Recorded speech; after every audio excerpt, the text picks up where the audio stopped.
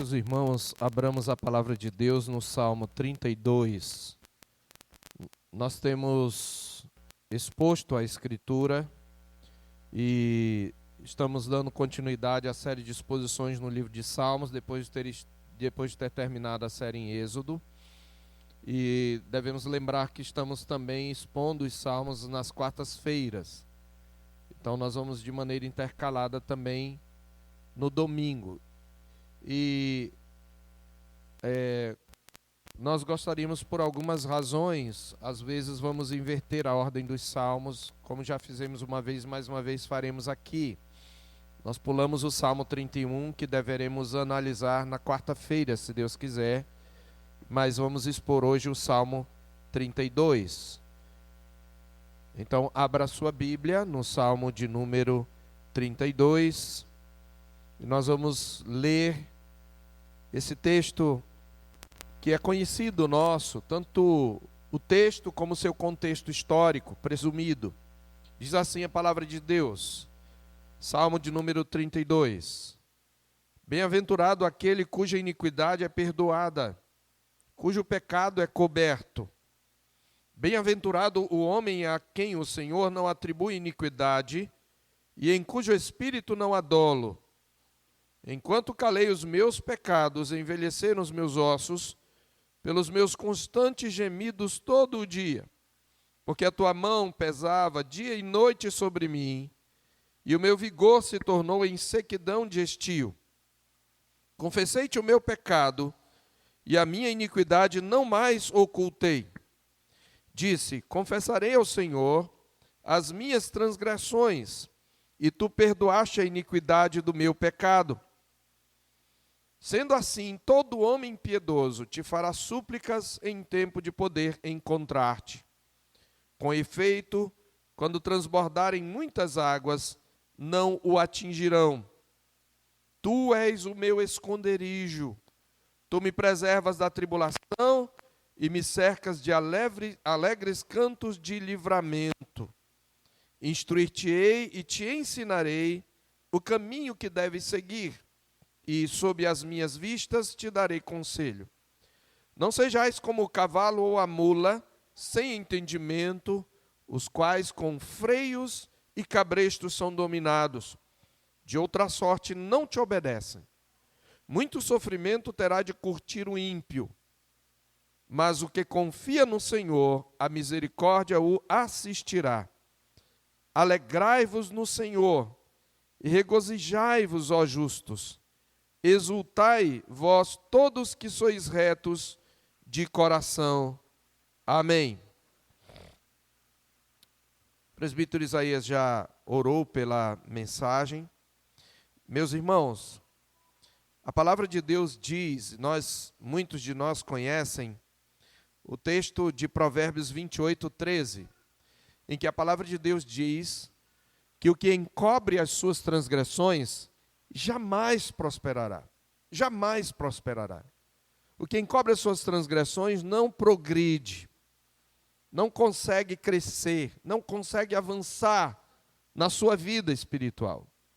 Mas o que as confessa e deixa alcançará misericórdia. A palavra de Deus nos mostra claramente no Evangelho que a solução para o pecado, a única solução para o problema do pecado, para nos libertarmos da sua escravidão, é nós confessarmos o nosso pecado diante do Senhor. É nós nos arrependermos. Não existem alternativas. E quando nós encobrimos o pecado, quando nós o acalentamos, quando nós permanecemos nele, nós só experimentamos derrota, nós só experimentamos tristeza, e mesmo que ele nos proporcione algum tipo de prazer, o prazer é momentâneo, porque ao prazer se segue a angústia, a dor da consciência, afora todas as consequências que advêm do nosso pecado, que são provocadas por ele. Apesar de sabermos disso, nós temos uma contínua inclinação para esconder o nosso pecado. Nós somos teimosos em nos agarrar aos nossos pecados, sobretudo aqueles padrões de comportamento que trazemos da velha vida. E que mesmo depois de nascidos de novo, mesmo depois de convertidos ao Senhor, de termos confessado, nós ainda nos agarramos a eles como uma espécie de promessa de felicidade, como uma espécie de falsa liberdade. E desse modo, isso nos impede a caminhada. Não é sem razão que muitos que professam a fé cristã vivem infelizes em seu coração, têm uma mente carregada de culpa, alguns até adoecem por causa da sua culpa, e culpa é um dos males da nossa sociedade, que a psicologia secular tenta aliviar, tratando a culpa como um mero sentimento, e não como um fato que está ligado à relação de interrupção da comunhão entre nós e Deus, a distância entre nós e Deus, porque o pecado nos separa de Deus. Ao mesmo tempo, portanto, em que nós não devemos amar ninguém mais do que nós amamos a Jesus, não devemos amar mais a ninguém do que a Jesus, também não há nada que devamos odiar mais do que o próprio pecado. No entanto, nós temos a tendência a amar o pecado, e é por isso que muitas vezes nós somos capazes de caminhar anos por anos a fio, carregando esses mesmos pecados, sem confessá-los, sem abandoná-los, sem procurar ajuda para tratá-los, escondendo muitas vezes uma vida podre, enquanto nós simulamos ou nós afetamos uma pretensa piedade. Irmãos, nós somos capazes de ocultar o pecado por anos, sem jamais confessá-lo. Na verdade, eu diria que há duas formas pelas quais nós ocultamos o pecado. Existem os pecados que carregamos conosco e dos quais não nos arrependemos, porque nós não os admitimos. Há aqueles que não admitem o seu pecado. Pecados que nós não costumamos admitir não são exatamente aqueles que são flagrantes transgressões da lei de Deus. Sabemos que as transgressões, os erros morais, que geralmente ligados à moralidade, sobretudo à moralidade sexual, eles muitas vezes são admitidos. Embora na sociedade secular agora já não se está mais admitindo, inclinações pecaminosas são tidas como opções ou inclinações normais da natureza, mas crendo que estamos falando com a maioria aqui crentes, que entende os erros, os deslizes morais, eu quero começar colocando, ainda nessa introdução, os pecados que nós acalentamos e que muitas vezes não admitimos. Nós não reconhecemos aqueles que muitas pessoas nos apontam, mas a gente não consegue enxergar. Nós temos um eu que é um eu cego. E esse eu cego é por causa do nosso coração enganoso e do nosso orgulho. Nós temos dificuldade em reconhecer. Então, há pecados que não é que nós escondamos propriamente no sentido consciente, mas são pecados que não admitimos. É difícil admitir que você está com inveja. Só que quando você faz comparações da forma como as pessoas te tratam em relação à forma como elas tratam outros, ou aquilo que você recebe com aquilo que outro recebe, você está praticando a inveja. Mas é difícil para nós admitirmos a inveja. É mais difícil ainda admitirmos o orgulho. O orgulhoso dificilmente admite que é orgulhoso. É difícil para nós admitirmos a nossa teimosia. Até porque teimosia é realmente a recusa de admitir.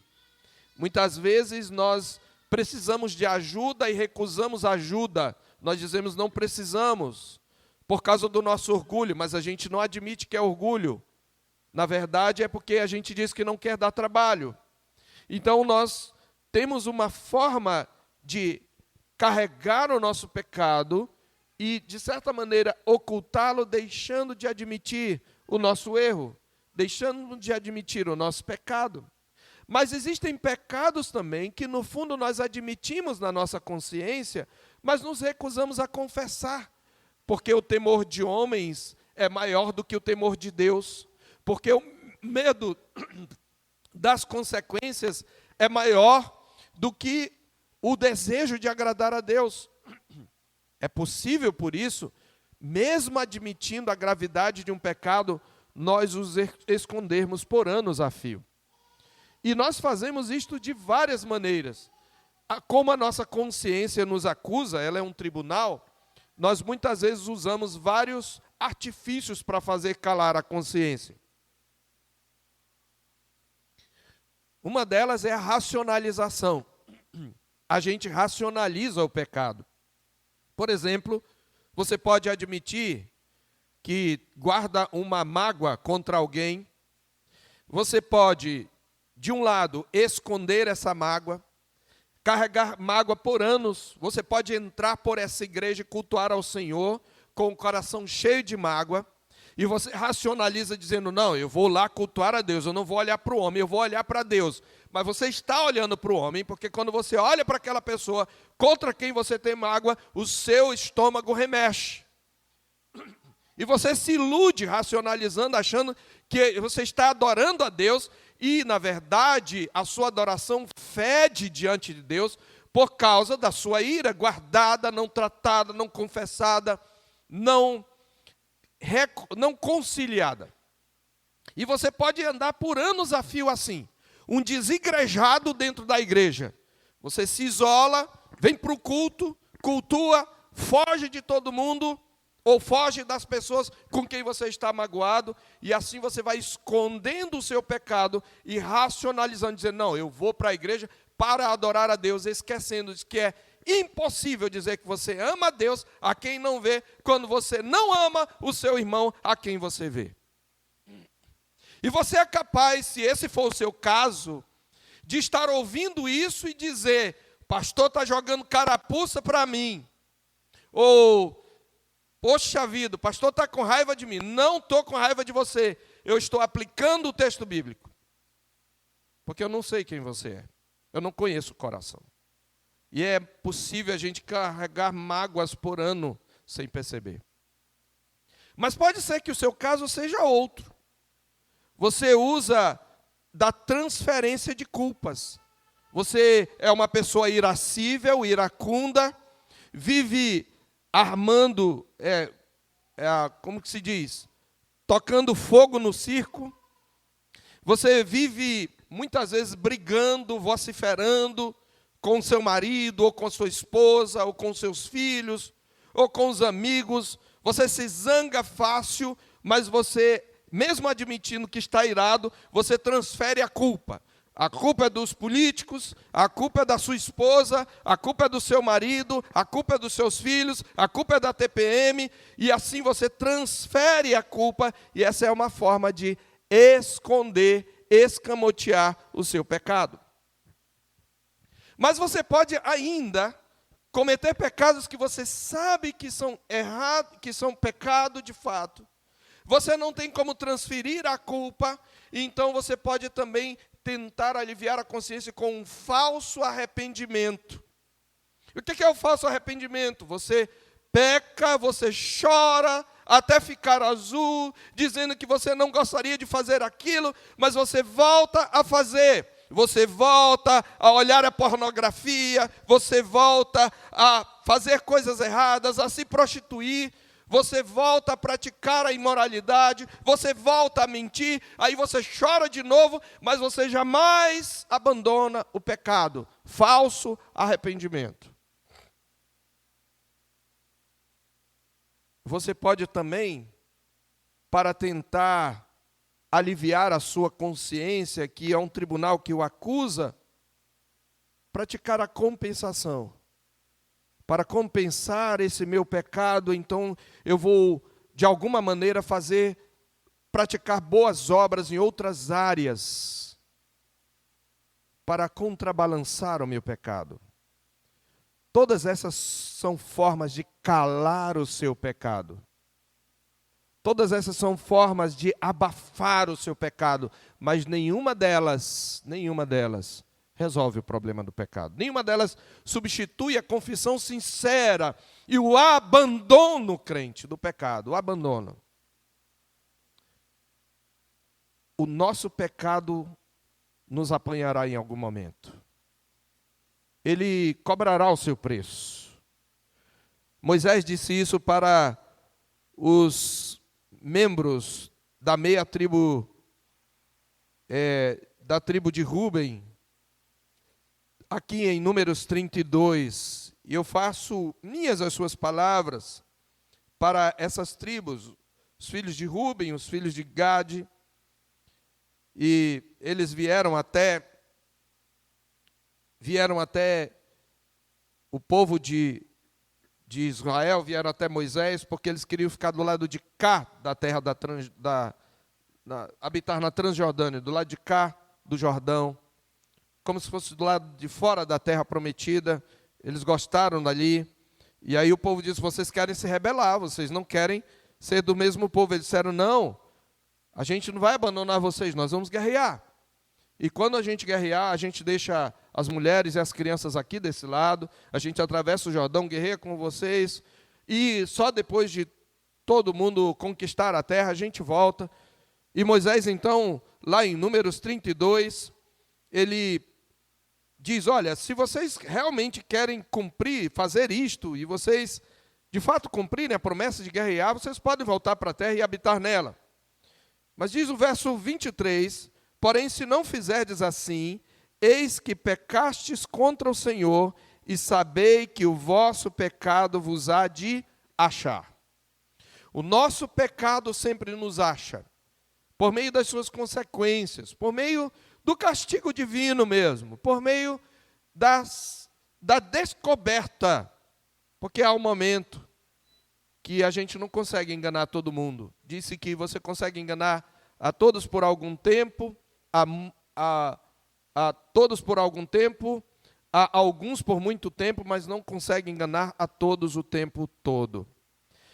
Os irmãos de José esconderam seu pecado de ter jogado José na cisterna e depois o vendido. Eles mentiram para o seu pai e pelo menos 20 anos, talvez 22 anos, 23 anos se passaram, até que o Senhor Deus começou a discipliná-los usando o próprio José. E quando eles se viram em aperto, porque José os trata como espiões, tendo-os reconhecido, mas não se deixando reconhecer por eles, diz a Bíblia que quando pela segunda vez José os prende, Judá, defendendo-se, no capítulo 44, ele responde no verso 16: que responderemos a meu senhor? Que falaremos e com que nos justificaremos? Achou Deus a iniquidade de teus servos. Achou Deus a iniquidade de seus servos. Que iniquidade? Que eles cometeram contra José. Nós não podemos mais fugir do nosso pecado. Não é possível fugir. No entanto, nós, como o cavalo ou como a mula, teimamos em acalentar o nosso pecado. Esse é o caso de Davi, meus irmãos. Todos conhecem o contexto histórico desse salmo. Conforme o seu sobrescrito, observe aí, que é o que está o título em itálico acima do salmo, e que é bem antigo, ele é um salmo didático. Isto é, ele é um salmo feito para instrução. E embora não nos traga nenhuma informação adicional, o conteúdo do salmo, em forma de testemunho, levou a maioria dos estudiosos a concluírem que o contexto é o do adultério de Davi com Batseba. Você lembra? Primeiro, ele comete o pecado da omissão, porque quando os reis deveriam sair à guerra, vocês ouviram essa história, o presbítero Rogério pregou sobre isto.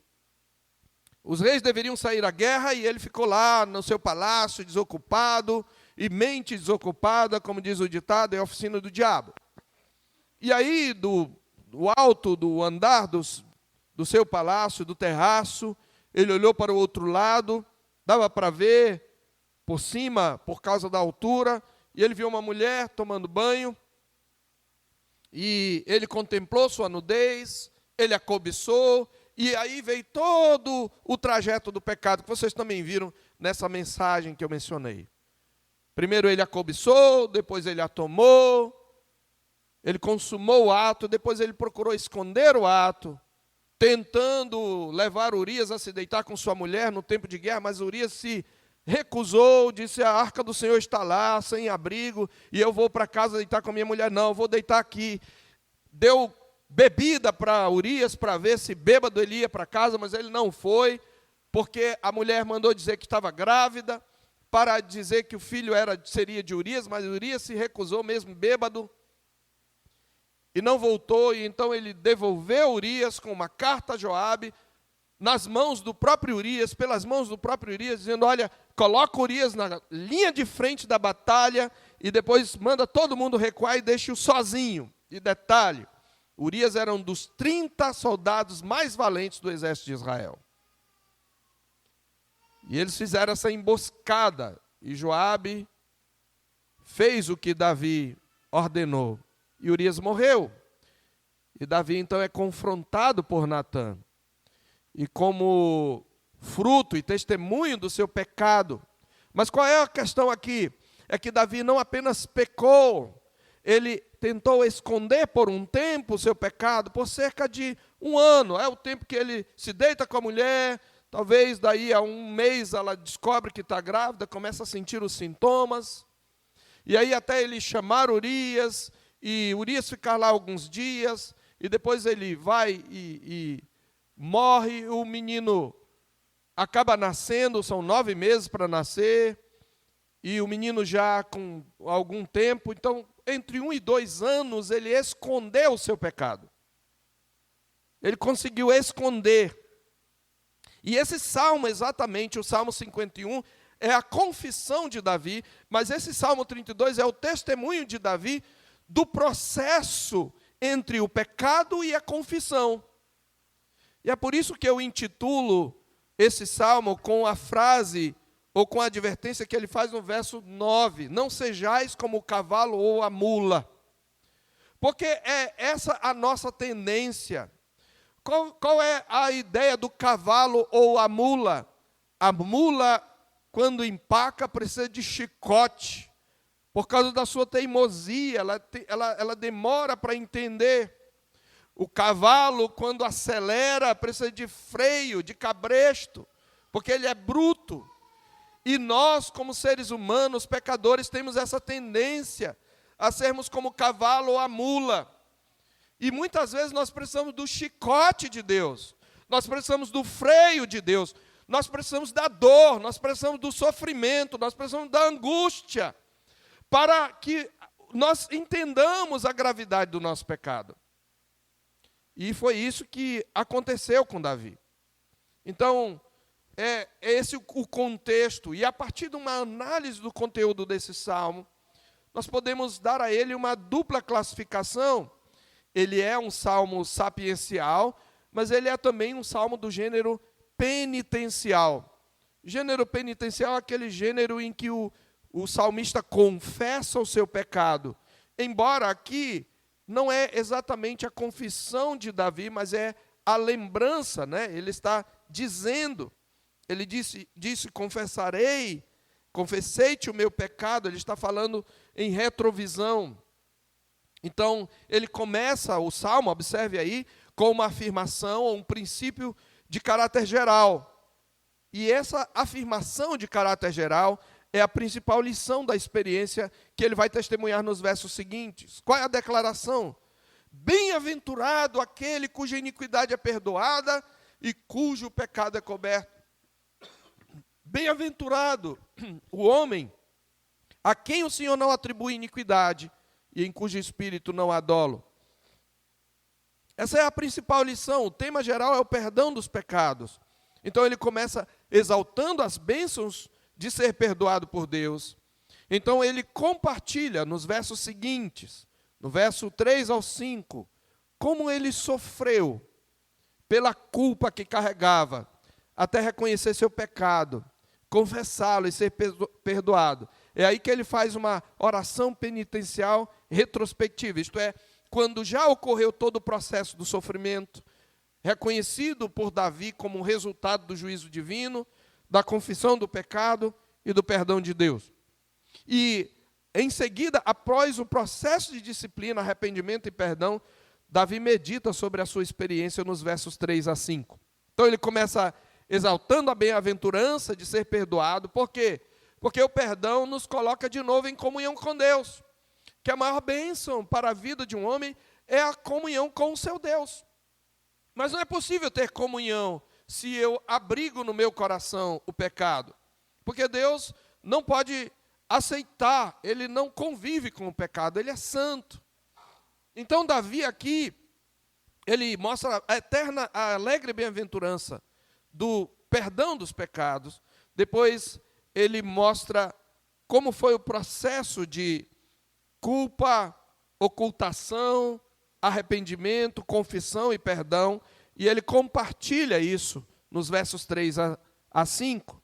A partir de então, na terceira parte do Salmo, ou a segunda grande parte do Salmo, ele se torna sapiencial, porque ele vai extrair lições da experiência de pecado, disciplina, arrependimento e perdão. E nessa segunda parte, que é a partir do verso 6, Davi encoraja os piedosos a orarem a Deus, que o preservou da destruição. E refletindo sobre a sua experiência, Davi nos deixa lições em forma de máximas, incluindo promessas de Deus, exortações e advertências, encerrando com um convite à celebração da graça.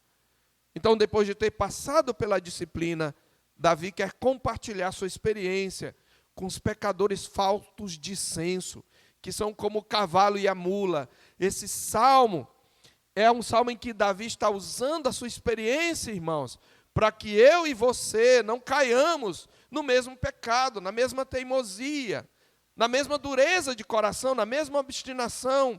Ele está dizendo, olha o que aconteceu comigo, então não sejam como eu. Não sejam como o cavalo e a mula. Esse é o testemunho de Davi nesse salmo. Porque essa era a condição que ele estava antes de ser afligido. Desse modo, trazendo uma análise geral, o salmo oscila entre o testemunho pessoal, que está, por exemplo, nos versos 3 a 5, que ele fala na primeira pessoa, e versos 7 e 8. Algumas vezes ele fala ao povo, à igreja, outras vezes ele fala a Deus. Então ele oscila entre o testemunho pessoal e princípios gerais extraídos da experiência, obviamente à luz da palavra de Deus. Então ele encoraja, e alguns dizem que aqui no verso 8 e no verso 9 é Deus, é o Senhor que fala. Outros dizem que é Davi como um mestre que está agora tendo aprendido a lição, que fala encorajando as pessoas a seguirem sua instrução e o seu ensino. E ele conclui encorajando os justos a celebrarem ao Senhor. Esse salmo, meus irmãos, ele foi usado como um dos salmos chamados penitenciais da igreja primitiva, ao lado do Salmo 6, do Salmo 38, do 51, do 102, do 130 e do 143. Este é um salmo que você pode usar, inclusive, para orar ao Senhor quando você cai em pecado. E eu quero, tendo trazido uma análise geral, pegar cada parte desse salmo, são 5 partes, eu vou tentar fazer isso rapidamente, uma vez que já usei metade do tempo, para nós meditarmos um pouquinho sobre a natureza do pecado, sobre a natureza do perdão, sobre a importância de nós termos um coração submisso à palavra de Deus e os benefícios de nós confessarmos o nosso pecado. Mas a grande lição é essa: não existe outra solução para o pecado que não arrependimento. A gente não resolve o problema do pecado deixando de chamá-lo de pecado e dizer que é uma opção de vida. Nós não podemos, nós não resolvemos o problema do pecado começando a chamar o pecado de transtorno, por exemplo. Nós não resolvemos o problema do pecado tentando racionalizar e justificar, dizendo que as circunstâncias ou as pessoas me forçam a ser assim. Só há uma saída, para o pecado. Essa saída é o arrependimento, que envolve o abandono do pecado. E é por isso que Davi começa, e esse é o primeiro ponto do Salmo, mostrando a alegre bem-aventurança do pecador justificado. Esse é o primeiro ponto, a alegre bem-aventurança do pecador justificado. Davi, com palavras sapienciais, essa palavra bem-aventurada ela é muito comum em palavras sapienciais, é o caso do Salmo 1, né? Bem-aventurado o homem que não anda no conselho dos ímpios, não se detém no caminho dos pecadores, nem se assenta na roda dos escarnecedores. Aqui diz, bem-aventurado aquele cuja iniquidade é perdoada, cujo pecado é coberto. Uma diferença entre o Salmo 1 e este Salmo é que o Salmo 1 se destaca a bem-aventurança por algo que o homem faz. E é claro que sabemos que esse homem que faz aquilo que é descrito no Salmo 1 é um homem que já passou pela experiência do Salmo 32. Porque enquanto lá se mostra a bem-aventurança de acordo com aquilo que o homem faz, aqui a bem-aventurança é de acordo com aquilo que o homem recebe. Observe que os verbos estão no passivo, bem-aventurado aquele cuja iniquidade é perdoada. Ele não pode conseguir nem conquistar o perdão, ele não pode perdoar a si mesmo. A ideia de perdoar a si mesmo é uma distorção da nossa sociedade. Só Deus pode perdoar o pecador, embora também nós devamos perdoar o pecado que alguém comete contra nós. Mas sempre que eu cometo pecado, mesmo contra o outro, eu também peco contra Deus. E o perdão só é efetivo quando Deus perdoa. Esse é o ponto. Porque mesmo que outro perdoe, mas Deus não perdoou, eu ainda continuo em dívida para com Deus debaixo da sua ira. Então é por isso que ele diz bem-aventurado, e essa palavra significa abençoado.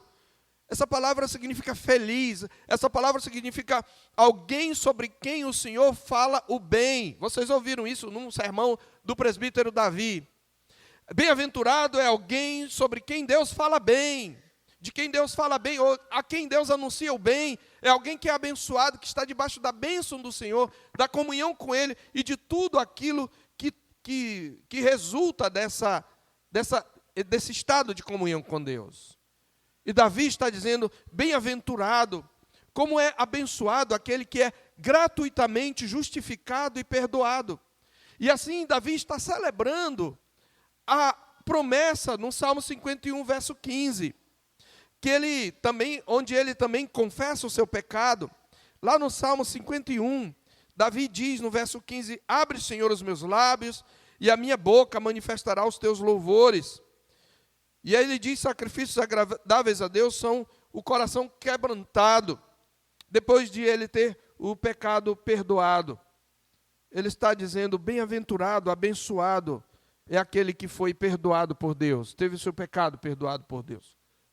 Mas para nós entendermos, irmãos, o estado de bem-aventurança do pecador perdoado, nós precisamos compreender duas doutrinas fundamentais do Evangelho. Primeiro, a natureza do pecado. E segundo, a natureza do perdão. Nós precisamos entender a felicidade de ter os pecados perdoados. Mas para isso nós precisamos entender a natureza do pecado. E nós sabemos da natureza do pecado pelos termos que Davi usa aqui. E que também eu sei que foram ressaltados pelo presbítero Rogério. Eu sei porque eu assisti ao vídeo e li o sermão. Ele diz, bem-aventurado aquele cuja iniquidade é perdoada. Davi usa 3 sinônimos aqui, ele fala de iniquidade, depois ele fala de pecado, e no verso 2 ele fala de novo de iniquidade, só que usando uma outra palavra hebraica. São 3 palavras. A primeira palavra para iniquidade, essas 3 palavras em paralelo traduzem exatamente a palavras hebraicas distintas. E o primeiro termo aqui, por iniquidade, traduzido por iniquidade, traz a ideia de rebelião, de você ultrapassar uma barreira, de você avançar além de um ponto que Deus estabeleceu como limite. Também traz a ideia de romper com Deus, afastando-se dele. Portanto, pecado é uma rebelião contra Deus. Quando eu peco, quando eu transgrido a lei de Deus, eu estou dizendo, eu não te respeito, eu não te considero, eu não estou nem aí para ti. Eu não quero viver debaixo do teu reinado, eu não quero viver debaixo do teu governo, eu não quero o teu cuidado. O menor pecado é um ato de rebelião, no qual nós dizemos, eu não me submeto a isso. É difícil nós dizermos isso claramente. Às vezes nós fazemos isto, viu, crianças, quando a gente não obedece o pai. Mas se a Bíblia manda honrar pai e mãe, e você não obedece ao pai, você está dizendo para Deus, eu não quero te obedecer, você não manda em mim. Quando você fala isso para o seu pai. Quando a gente faz isso com os nossos líderes, que nos exortam biblicamente, e a gente diz, não, eu não vou me submeter, você é muito radical, mas você não consegue provar na Escritura que o que está sendo ordenado não é bíblico. Então você está se rebelando contra Deus. O pecado é uma rebelião contra Deus. O pecado é uma declaração de que eu quero Deus fora do trono. O pecado é uma expressão do nosso desejo de desdivinizar a Deus, de derrubar Deus do trono e nos colocar no trono. É um motim, é uma rebelião. Por isso nós devemos odiar o pecado. Mas ele também diz, e cujo pecado é coberto. E essa palavra, enquanto a primeira traz a ideia de rebelião, de ultrapassar o limite, de transgredir. O segundo denota falha, erro, extravio, desvio do alvo. O pecado é um desvio do alvo para o qual Deus criou você. Nós, brasileiros, temos uma dificuldade com relação aos objetos que nós adquirimos, sobretudo eletroeletrônicos e mecânicos. Nós não temos, em geral, o costume, isso é da nossa cultura, de ler o manual do fabricante. Eu não vou fazer a enquete aqui, nem precisa. Mas eu talvez perguntaria se você lê o manual, se você tem carro, lê o manual do seu carro. E você segue esse manual no que diz respeito à manutenção, à calibração do pneu, calibragem dos pneus e coisas desse tipo. Nós não costumamos ler manuais. E aí a gente usa errado, e aí a gente reclama que aquilo é vagabundo, que aquilo não presta, que a gente foi enganado, mas a gente muitas vezes usa indevido. A maioria das vezes que a gente quebra alguma coisa é porque a gente usa indevidamente, pega indevidamente, enfim. Nós temos essa tendência, meus irmãos. A gente faz isso com o corpo da gente. A gente usa mal.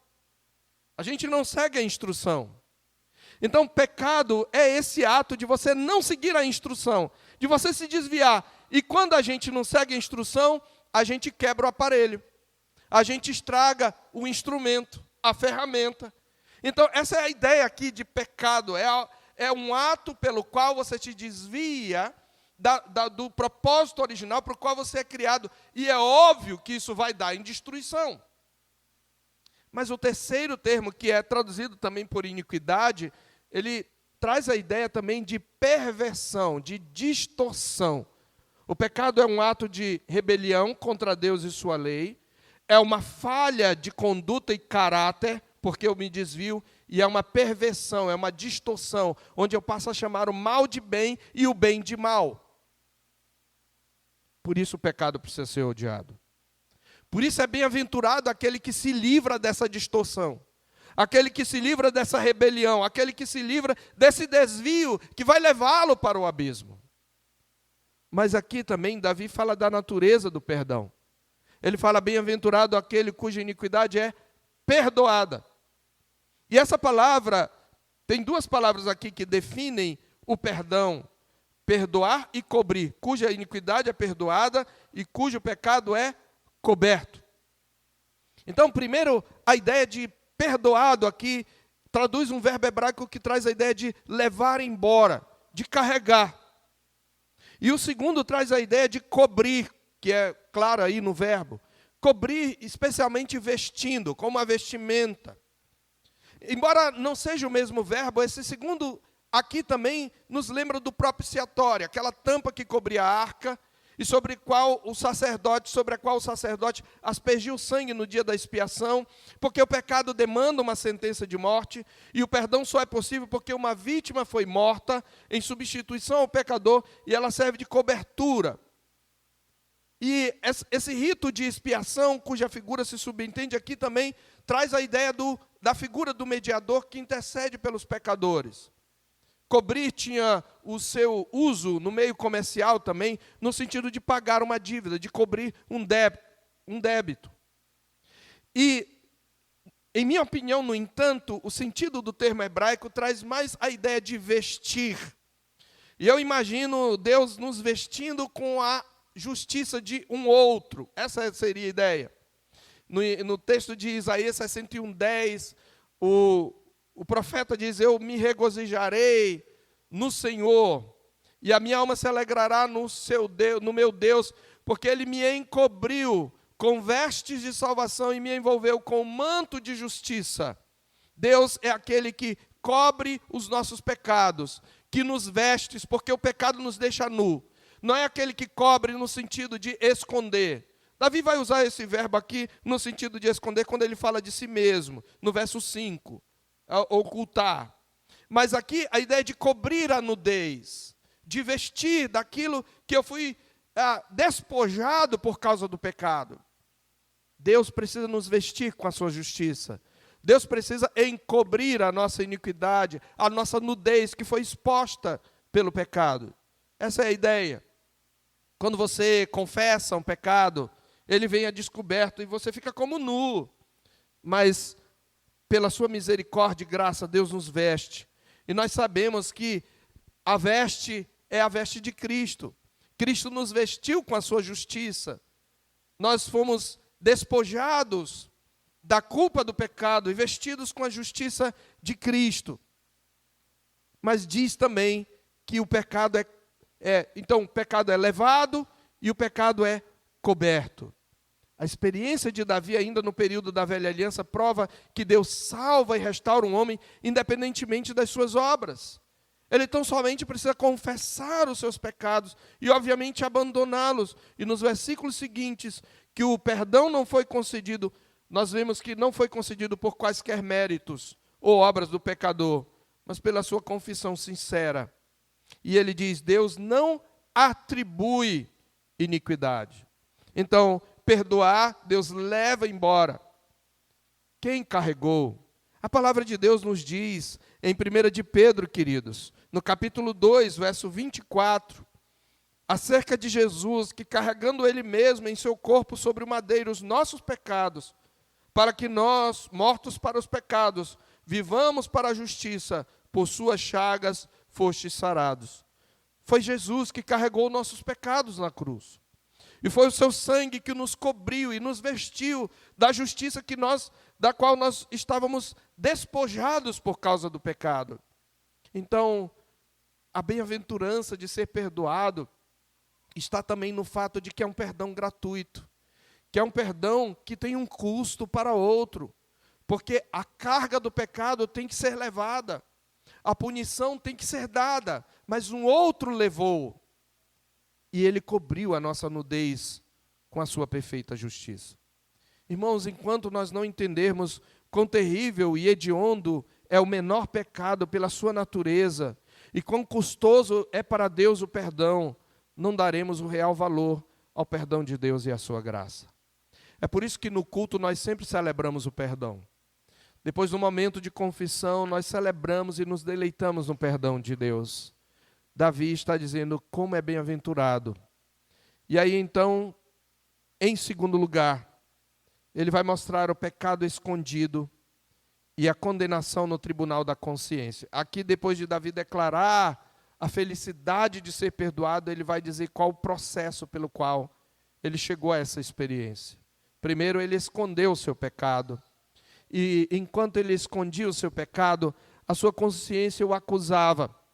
A palavra de Deus diz que a lei de Deus é gravada no coração até mesmo dos ímpios, na sua consciência e no seu coração.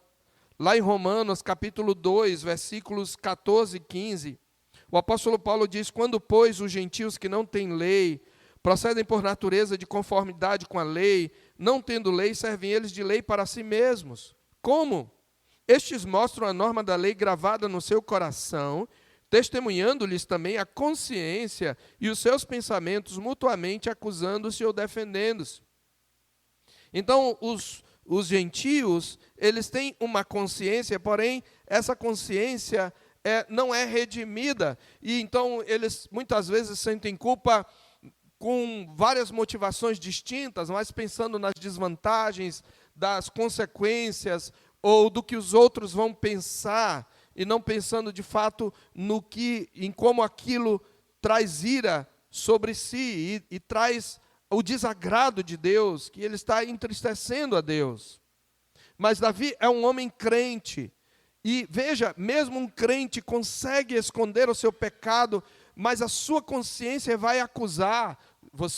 Eu já tive experiência disso, você deve ter experiência disso. Você escondeu por muito tempo e a sua consciência vai sempre, principalmente quando você ouve a palavra de Deus, ela vai acusando você, mas você vai tentando calar, amordaçar a sua consciência. Quando ele diz, enquanto eu calei o meu pecado, ele não está falando apenas que ele deixou de confessar para os outros, ele também está tentando calar a própria consciência.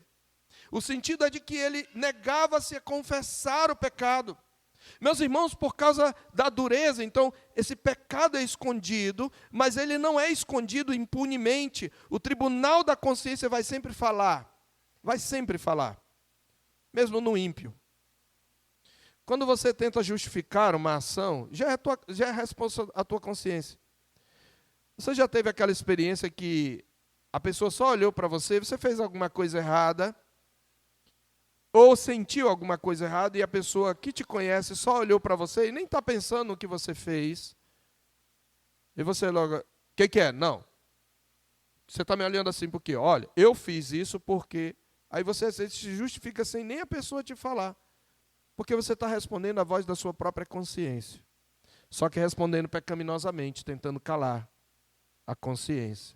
Davi está dizendo, enquanto eu calei os meus pecados, envelheceram os meus ossos pelos meus constantes gemidos todo o dia, porque a tua mão pesava dia e noite sobre mim, e o meu vigor se tornou em sequidão de estio.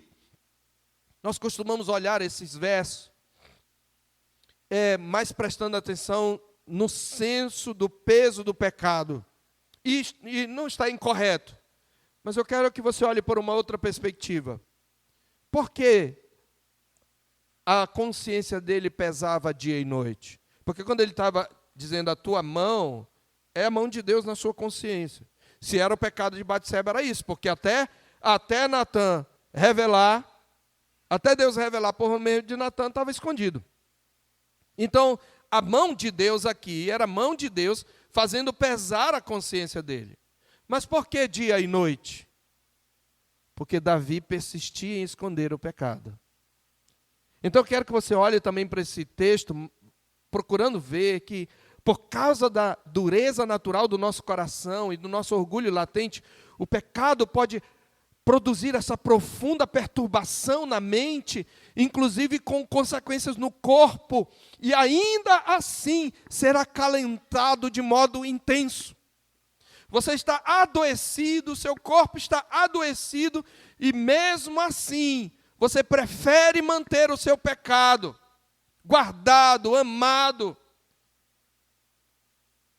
porque você ama mais o pecado do que a Deus. Como é duro o nosso coração, irmãos. O meu não é diferente, o seu não é diferente. Quantos anos você já suportou com uma dor na consciência por um pecado que você cometia reiteradamente, teimosamente, sabendo que era pecado, sabendo que era grave, e talvez seja esse o seu caso hoje.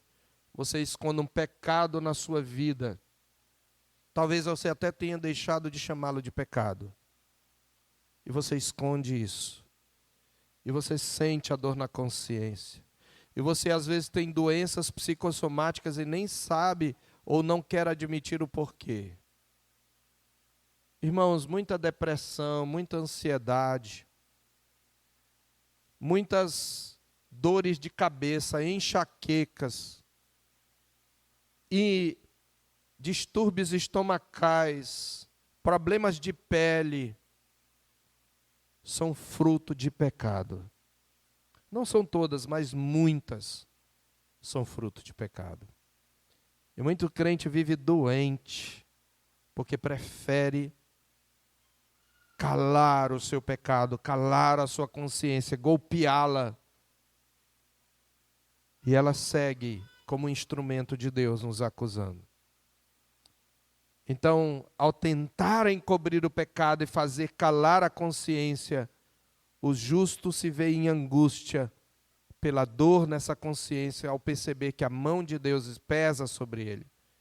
E apesar da culpa intensa sentida por Davi no período em que escondeu o seu pecado, essa conjunção enquanto e a expressão dia e noite destaca a sua teimosia.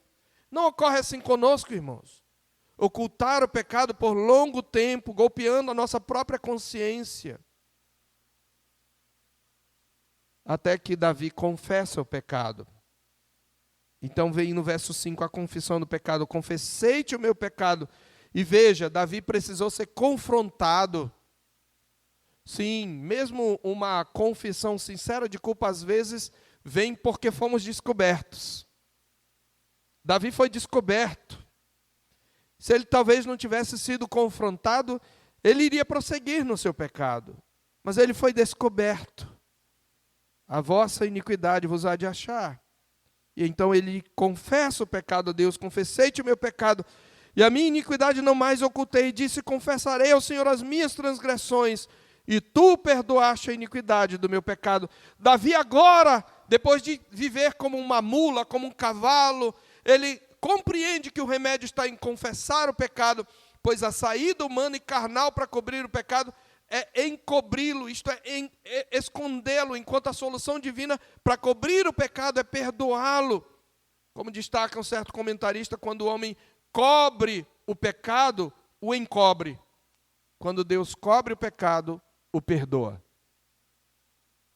Confessei-te o meu pecado, e a minha iniquidade não mais ocultei. Então, depois do pecado escondido e a condenação no tribunal da consciência, você tem, então, a confissão de pecado e a piedade recompensada. É o nosso terceiro ponto. A confissão do pecado e a piedade recompensada. A piedade é o temor de Deus. Davi diz, eu te confessei, e tu perdoaste. E no verso 6 ele diz, sendo assim, todo homem piedoso te fará súplicas em tempo de poder encontrar-te. E, consequentemente, ele não vai se afogar quando vier o dilúvio. Com efeito, quando transbordarem, muitas águas não o atingirão. E aí Davi celebra essa comunhão que é deleitosa. A paz voltou a reinar no seu coração. Ele pode dizer agora, tu és o meu esconderijo. Eu não posso me esconder através das minhas racionalizações, eu não posso me esconder no pecado do outro, eu não posso me esconder nas circunstâncias, eu não posso me esconder. Mas em ti eu posso me esconder, tu és o meu esconderijo, tu me preservas da tribulação e me cercas de alegres cantos de livramento. Agora eu posso cantar de alegria. Ah, irmãos, como é maravilhoso quando nós confessamos o nosso pecado e sabemos que por meio de Cristo Deus nos perdoou. E nós podemos cantar em paz, por causa da graça. A imagem pode ser a da assembleia que rodeia aquele que ora com aclamações de júbilo.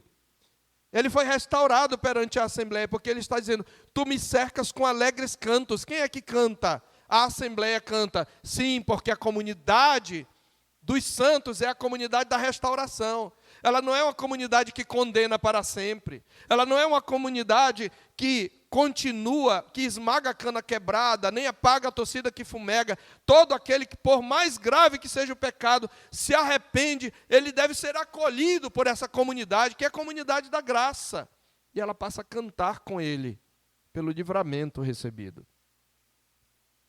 A igreja deve ser, e na verdade é, a comunidade mais tolerante que existe no mundo. Porque ela recebe os seus filhos pródigos. E ela deve fazê-lo. A piedade é recompensada, irmãos. Ela é recompensada com a paz com Deus, a paz que excede todo entendimento, a consciência agora sossegada, aliviada. Ela é compensada com a alegria vivenciada em comunidade, com cânticos de alegria e com a sensação de estar escondido numa fortaleza segura que é o Senhor. E em quarto lugar, ele faz então uma advertência aos obstinados de coração. No verso 8, assumindo a postura de mestre, alguns dizem que é o próprio Deus, não importa. Davi, inspirado, assume a voz de Deus aqui profeticamente. Diz: instruir-te-ei e te ensinarei o caminho que deves seguir. E sob as minhas vistas te darei conselho. Se você quer saída, Deus tem instrução, Deus tem a forma de você sair. Pode ser que não agrade o teu coração, mas Deus pode te guiar de volta. Porém, você não deve ser como o cavalo ou a mula. É isso que ele diz no verso 9. Não sejais como o cavalo ou a mula, sem entendimento, os quais com freios e cabrestos são dominados. De outra sorte não te obedecem. Como eu já falei, a figura do cavalo e da mula ressalta o comportamento impulsivo ou teimoso e irracional, que são típicos do insensato. Em Provérbios, meus irmãos, no capítulo 26, se você quiser abrir lá a tempo, no versículo 3 está escrito: o açoite é para o cavalo, o freio para o jumento e a vara para as costas dos insensatos. Irmãos, tem crente que vai passar a vida inteira levando açoite, porque não tem entendimento. Nem todo sofrimento que nós temos, queridos, é fruto direto dos nossos pecados. Mas não é incorreto dizer que a maioria deles o é.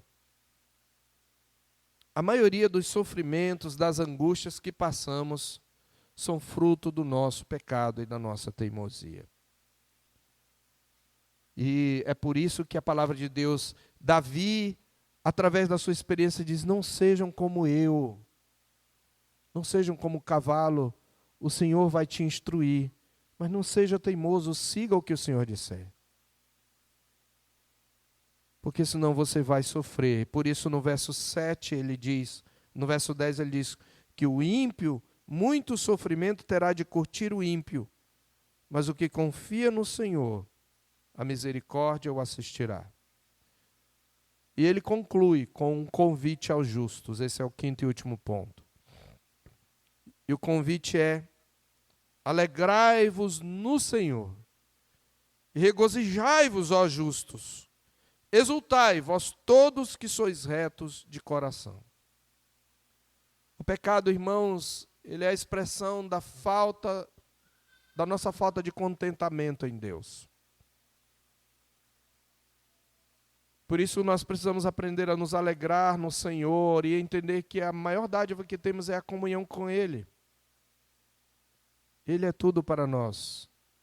Cristo é tudo para nós. E que não há maior bem-aventurança do que a de ter os seus pecados perdoados.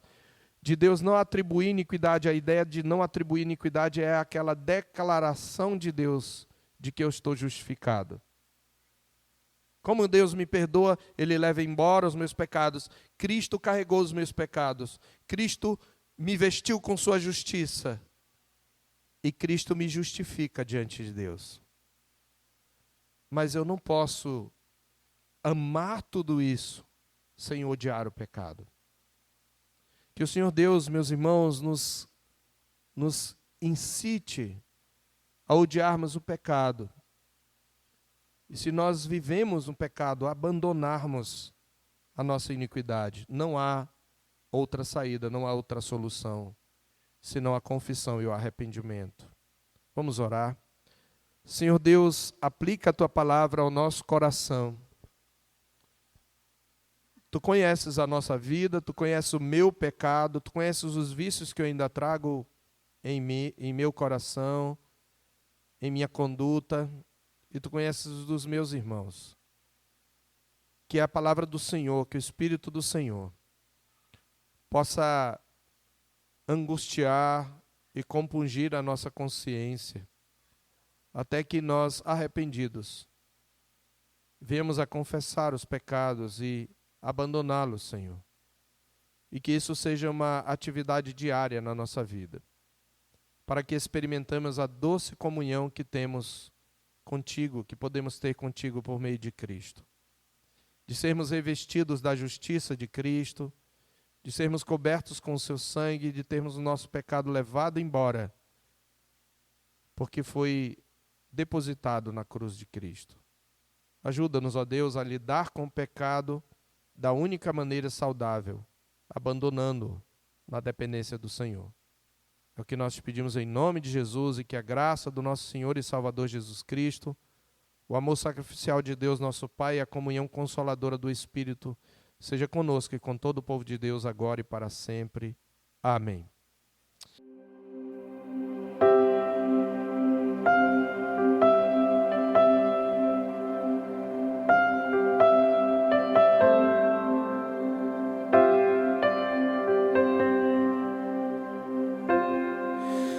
Tu és bem-vindo aqui.